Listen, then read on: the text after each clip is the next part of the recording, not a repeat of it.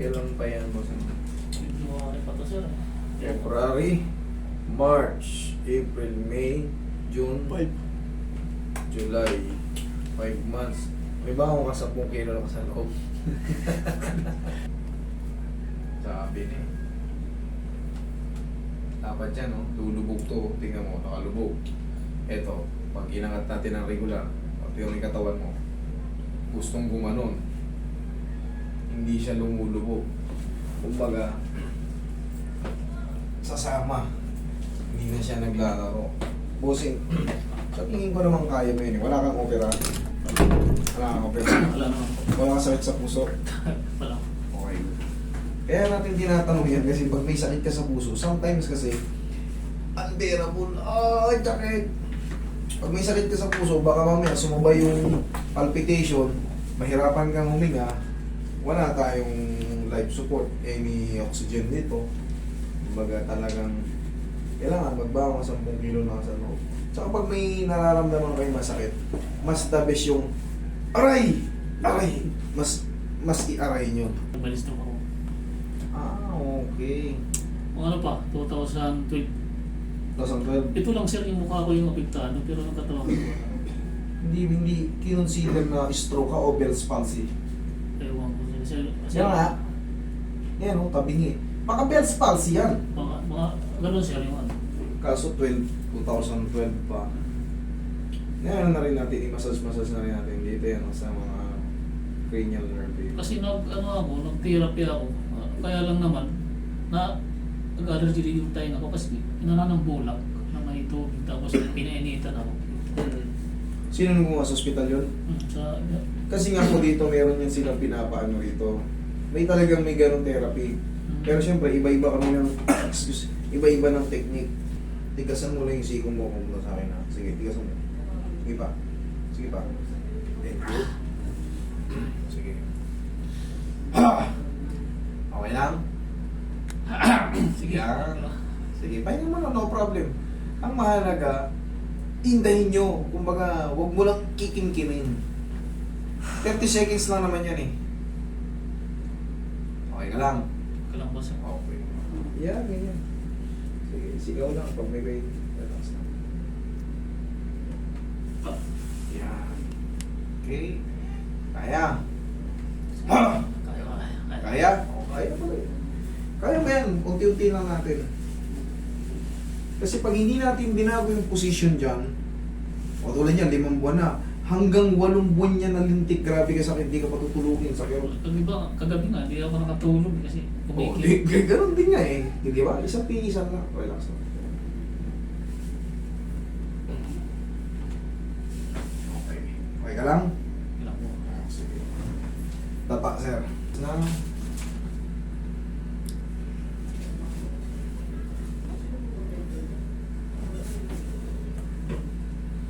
Relax lang. Tapos hindi ka makatulog sa kerot. Yan ang unang mong mararamdaman. Hihina yung mga pagsasakit-sakit niyan. Hindi pa yan mapiperfect na totally maangat.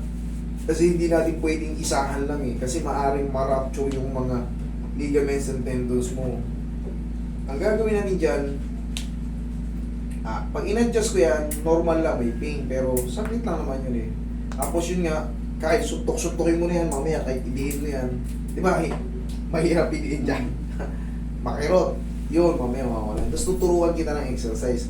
Ngayon, after 3 weeks, sa exercise mo na yon na tinuro ko, sundin mo lang yon para isang session lang tayo. Granting na, natapos yung 3 weeks. Master, may konti pa eh. Naaangat ko na kaso konti pa. Pwede tayo mag-second session.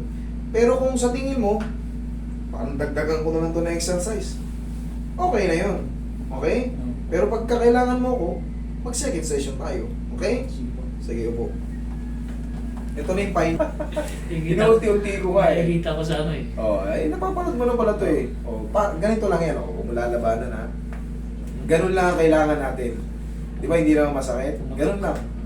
Okay? Oh, relax lang. Huwag mo lang lalabanan. Sige. Yun lang din naman kailangan natin. Kailangan matapos lang yun. Ay, ganun mo lang.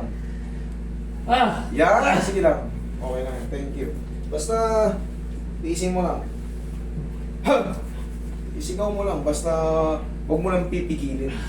Yan. At least tapos na. 30 seconds na naman yan. Oh. Nakaka-7 ka na. Oh, 8. 9. Sakit nga. Pero mamaya, ang kapalit naman yan, Kasi pag-uwi ko sa bahay, nagpasok ako ng motor. Baga na-balance ako, naiti ko dun sa pader.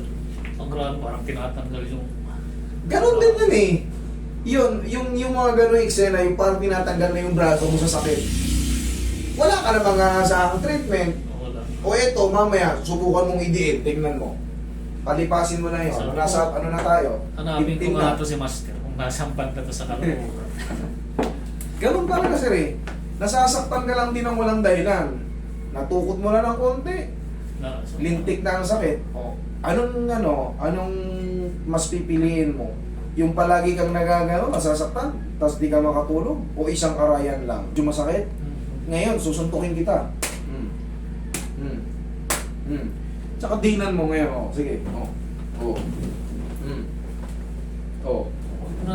Ganun ko lang yun pag natagilid ako ginagawa. Okay ngayon. O. Ayun, wala. I told you. Okay? Opo. Ganun lang po. Talagang ito naman ay talagang halos master na natin eh. Kumbaga, alam ko na yung kalalabasan. Kung matawa man ako minsan pagka nasasaktan kayo, yun ang, kumbaga kasi alam ko yung kalalabasan. Ganun man mangyari, pero at the end of the day, maayos pa rin to. Tapos, sir, ito lang susundan mo ha. Simple lang ito. Para ka lang naglalaro. Okay lang yung ganito. O yung ganito. Okay lang. Yan lang, para ka lang naglalaro. Araw-araw. Tapos, haplusan mo ng pau. Okay? After mo magaganyan, o ganyan o. After mo magaganyan-ganyan, haplos ng pau. Okay? Wait lang, dito naman tayo. Meron kasi akong napansin kay sir, yung pagngiti niya. Yan sir eh.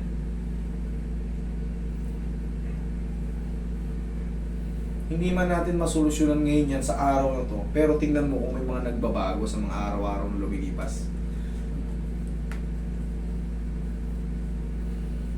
Oh, ito medyo ayos na. Oh. Tsaka mas na yan, oh. Oh. Oh. Oh. Oh, diba? Kunti na lang, kunting lambing na lang yan, sarang, gano'n na. Oh. Ay, kunti. Oo, yun nga, habang lumilipas sa mga oras, panahon at araw, ayan, may inaasahan ka ng paggaling.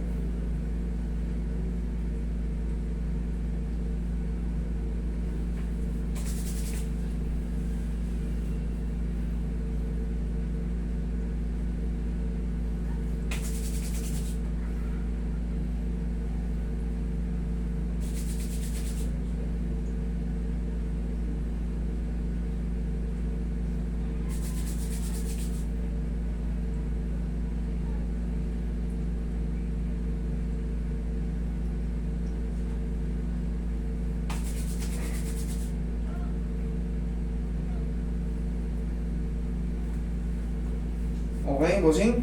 Okay. Okay? Oh. Sige.